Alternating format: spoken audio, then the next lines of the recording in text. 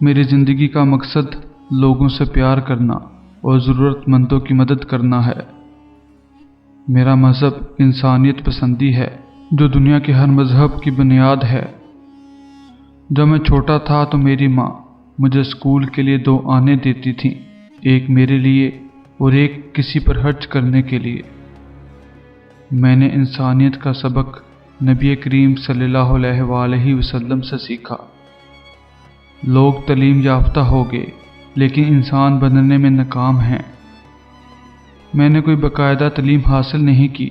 ऐसी तालीम का मसरफ ही क्या जब हम इंसान न बन सकें। मेरी दरसगाह इंसानियत की फलाह बहबूद है। नोबल इनाम का मेरे लिए कोई मतलब नहीं, मैं तो सिर्फ इंसानियत की परवाह करता हूँ। मैं पढ़ा लिखा तो नहीं हूँ, लेकिन मार्क्स और लीनिन की किताबें पढ़ी हैं, करबला वालों की ज़िंदगी पढ़ी है।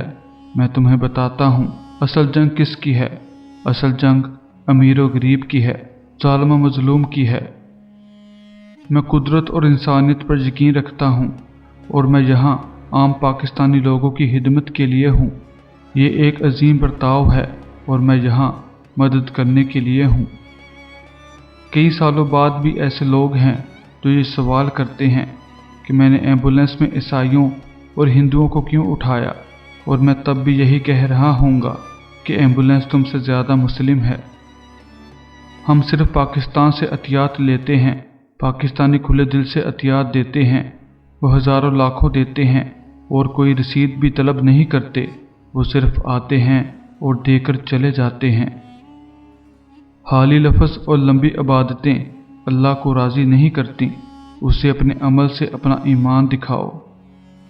जब आप आसाइशों के लिए जीना छोड़ते हैं तो ज़िंदगी का असल मायने समझते हैं। हर ज़िंदगी की कीमत उस सानहे पर मबनी होती है जिसमें वो किसी शख्स के साथ पीछे रह जाता है।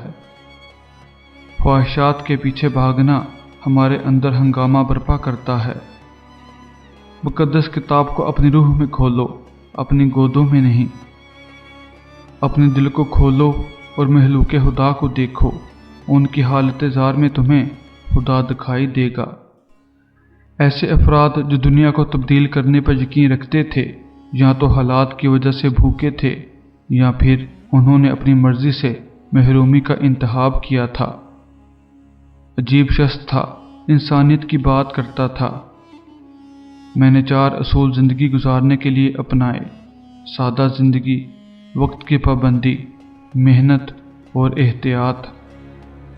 मैं आम आदमी के दुखों के लिए काम करता हूँ, जिस पर मुझे फ़ख्र है और हमेशा करता रहूँगा। ज़ाहरी शान व शौकत धोखा देती है, और इससे दस्तबरदार होने से सच और आजिज़ी में इजाफ़ा होता है।